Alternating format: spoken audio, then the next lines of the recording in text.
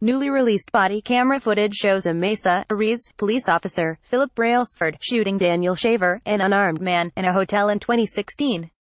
Mr. Shaver sobbed and pleaded with the officer not to shoot him. Published OnDec. 9, 2017. Credit image by Mesa Police Department. Newly released body camera footage shows a police officer shooting an unarmed man in an Arizona hotel after the man sobbed and pleaded with officers not to shoot him. The graphic video, which was released after a jury on Thursday acquitted the officer of murder and manslaughter charges, stoked outrage on social media and renewed calls for reforms in law enforcement. Daniel Shaver, "This, to me, is the most horrific shooting I've ever seen," Mark Ariz, a lawyer for the widow and the 5- and 8-year-old daughters of the man, Daniel Shaver, 26, said in an interview on Saturday. Mr. Ariz, who said he had seen thousands of body camera videos, said the footage was evidence of the criminal justice system at its worst. On Jan. 18, 2016, 6 officers were called to La Quinta Inn and Suites in Mesa, Ariz, after guests reported seeing a man with a gun in the window of a 5th-floor room. The video showed Mr. Shaver and a woman walking into a hallway as Philip Brailsford, a 2-year veteran of the Mesa Police Department who was wearing the body camera, trained an AR-15 rifle on them. Another officer can be heard ordering them to get on the floor and threatening to shoot if they do not comply. "If you make a mistake, another mistake, there is a very severe possibility you're both going to get shot," the officer says in the video. He shouts at Mr. Shaver, "If you move, we are going to consider that a threat, and we are going to deal with it, and you may not survive it. I'm sorry."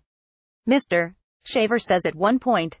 "Please do not shoot me," he says at another. The officer's commands at times seemed contradictory. "Do not put your hands down for any reason," he tells Mr. Shaver. "Your hands go back in the small of your back or down. We are going to shoot you. Do you understand me?" "Yes, sir." Tearful Mr. Shaver responds. But immediately after, the officer commands, "Crawl towards me," prompting Mr.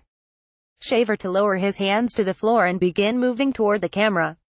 Officer Philip Brailsford credit Mesa Police Department. A few seconds after beginning to crawl, Mr. Shaver twists slightly to his right, his elbow pointing upward. As someone shouts, "Don't!" Officer Brailsford begins firing. During his trial, Officer Brailsford testified that he had fired 5 times, the Arizona Republic reported. The police later learned that Mr.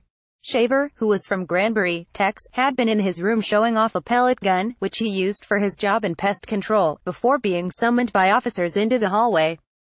A witness testified that Mr. Shaver had been drinking. A police report by an officer who reviewed the footage offered 2 possible explanations for why Mr. Shaver had bent his arm, the movement before the gunfire.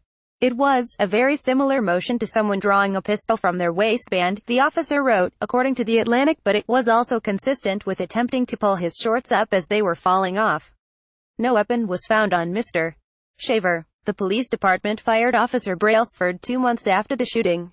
The jury deliberated for less than 6 hours before acquitting him. The acquittal came the same day that a judge in South Carolina sentenced Michael T. Slager, a white police officer, to 20 years in prison for the 2015 shooting of an unarmed black motorist, Walter L. Scott. The South Carolina case was one of a number of fatal police shootings, often of black men, that have set off outrage in recent years. In Arizona, both the officer and the man who was killed were white. Reactions to the Arizona video were swift and furious. Civil rights activists, celebrities and athletes described the shooting as an execution and denounced what they called a lack of accountability. Some highlighted a threatening profanity Officer Brailsford had etched onto the weapon he used to shoot Mr. Shaver, a fact the judge did not allow to be presented at trial. Michael Picaretta, Officer Brailsford's lawyer, said in an interview on Saturday that his client's actions were consistent with his training. Mr. Shaver certainly didn't deserve to die that night, but the information projected to the outside world that night was one of danger, Mr. Picaretta said. "I think if people knew the story, everyone would still be sad, everyone would be upset, but the vitriolic anger might be calmed a bit." Mr. Picaretta also pointed out that the voice on the video, which he said was harsh and threatening, belonged to another officer, Sergeant Charles Langley, who testified at the trial that it was his voice heard on the video. Chuck Wexler, the executive director of the Police Executive Research Forum, said Officer Brailsford's caution when entering the hotel was justified, given the 911 call. But once officers were in the hallway, Mr. Wexler said, the footage indicated that Mr. Shaver was not a threat. I saw the individual doing everything he could to comply with what the officer was asking, he said.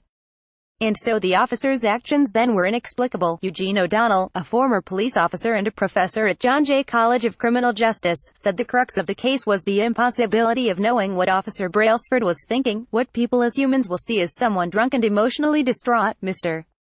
O'Donnell said, referring to Mr. Shaver. The police will read that differently. In some sense it's an argument without end. The police are just going to add this up a different way.